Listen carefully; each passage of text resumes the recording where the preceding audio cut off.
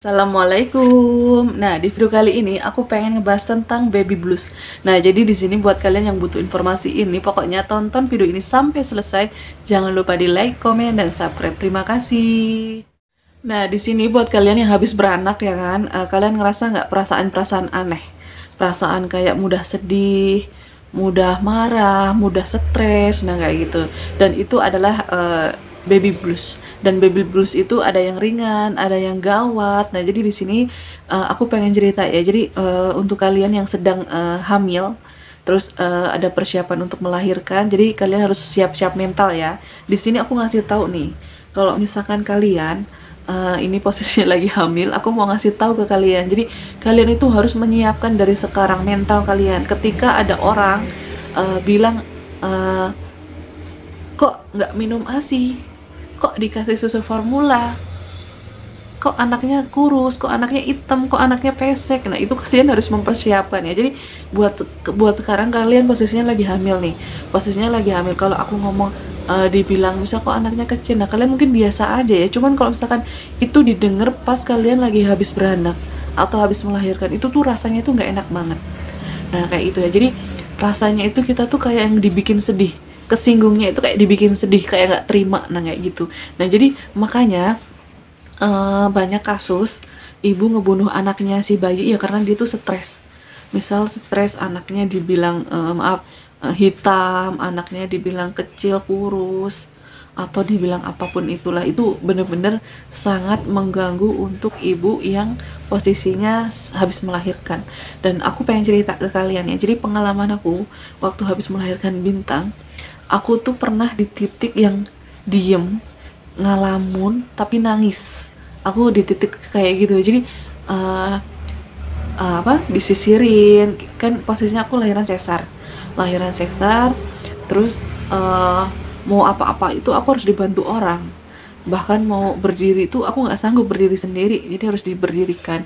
Dan aku ngerasa ini sakit banget, kapan bisa sembuh, nah kayak gitu ya. Jadi aku ngelihat suamiku ngurus bayi sendiri, sedangkan aku tuh bener-bener loh ya, jadi posisinya aku tuh kalau menggendong bayi takutnya si bayinya itu jatuh, nah kayak gitu. Jadi aku sampai 2 mingguan aku belum berani megang si Bintang, nah kayak gitu. Posisinya aku ngelihat suamiku tuh kasihan gitu loh, kasihan dia ngurus bayi sendiri, dia ngambil cuti kerja demi si bayi. Dan aku tuh bener-bener salut banget loh sama suamiku, dia bener-bener bisa melakukan sendiri tanpa bantuan orang lain, nah kayak gitu.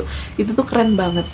Nah, terus pagi-pagi tuh yang aku ingat, aku tuh habis mandi, aku tuh kayak diam, ngalamun, nangis, pikiran kosong.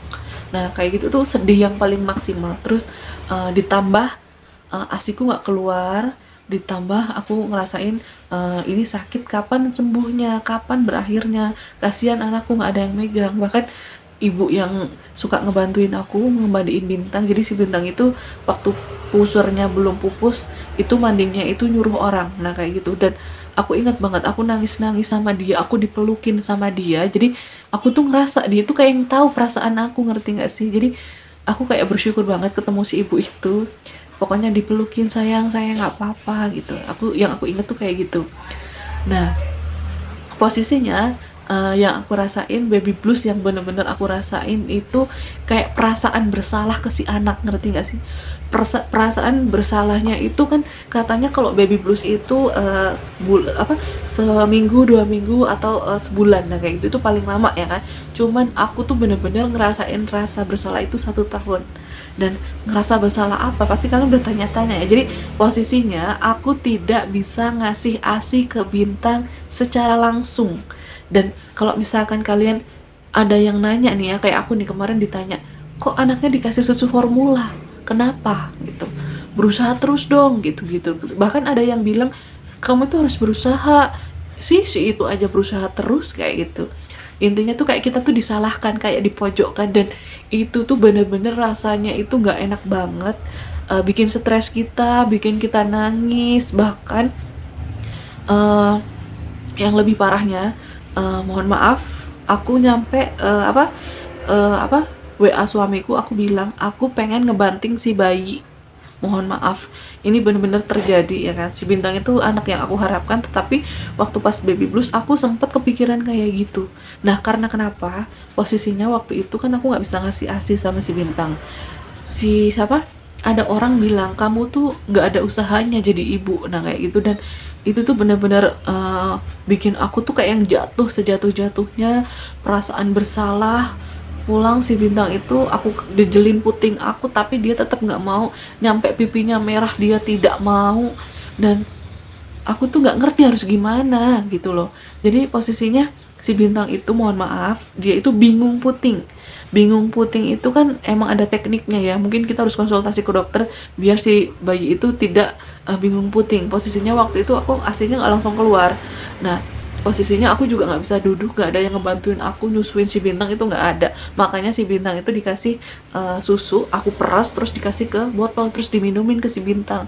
Nah posisinya pas aku sudah bisa jalan, aku udah bisa megang Bintang, aku susuin si Bintang. Tetapi si Bintang ini tidak mau, menolak, dia tidak mau puting aku, dia lebih nyaman dengan dot. Nah kayak gitu ya. Jadi uh, banyak orang yang nyangkanya kita itu nggak mau nyusuin si bayi, padahal kita udah, mereka tuh nggak tahu usaha kita.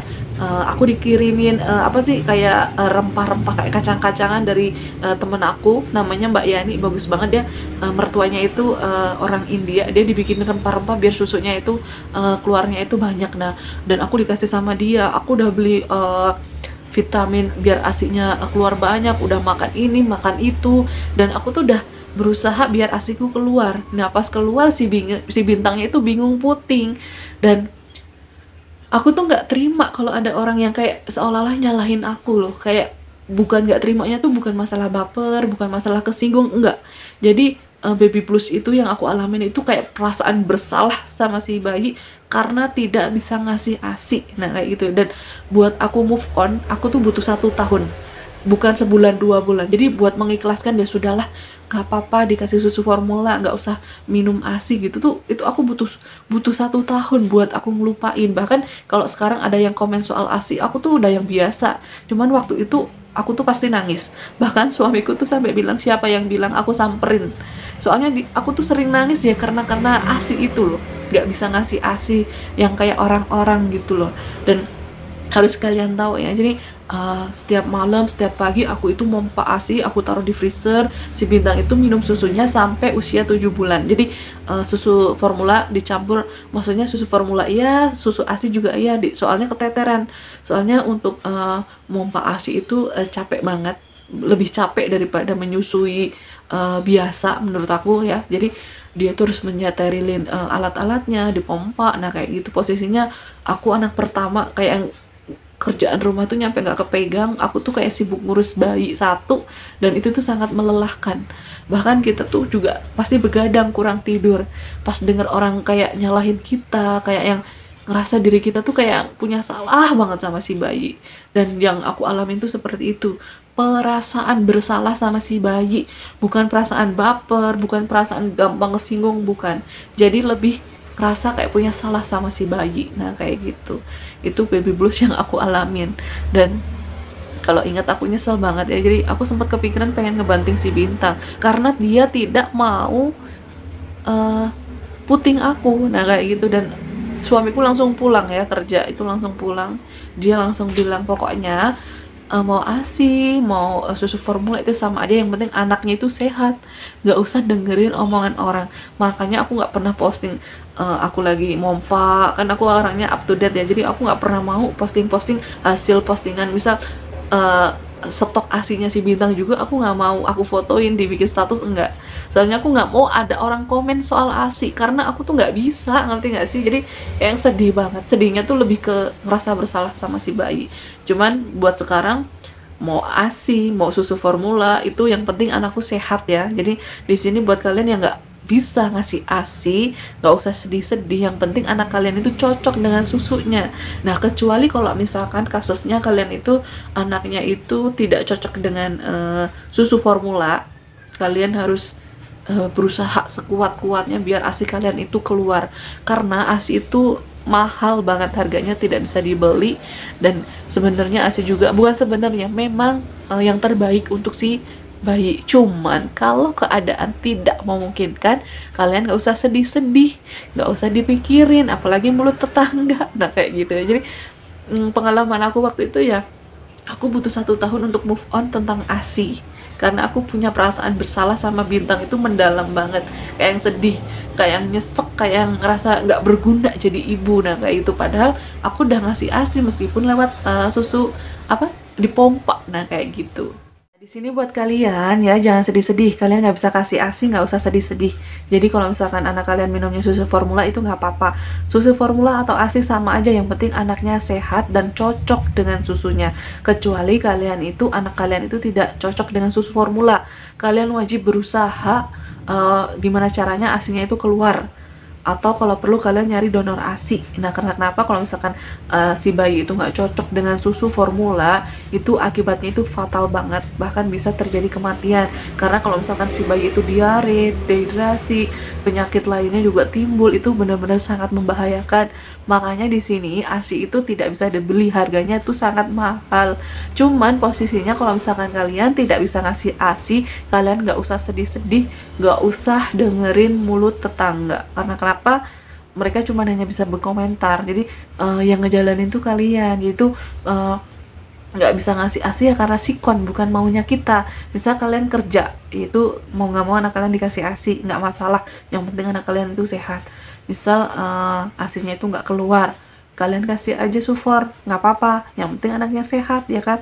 Yang penting kan kita nggak nyusahin tetangga, nggak nyusahin orang lain, beli susu juga pakai duit kita ya nggak. Jadi di sini kalian nggak usah sedih-sedih buat kalian yang tidak bisa ngasih ASI. Nah kayak gitu, buat kalian yang ngasih ASI, pokoknya kalian juga tetap berusaha, tetap semangat, karena untuk orang ngasih ASI itu juga perjuangannya itu juga apa sih namanya, melelahkan ya. Jadi untuk awal-awal biasanya sakit, nah kayak gitu, cuman nggak masalah. Yang penting anak kalian itu sehat, anak kalian itu pokoknya tumbuh dengan baik. Nah kayak gitu. Nah, terima kasih udah nonton video ini sampai selesai. Jangan lupa di like, comment, dan subscribe. Terima kasih.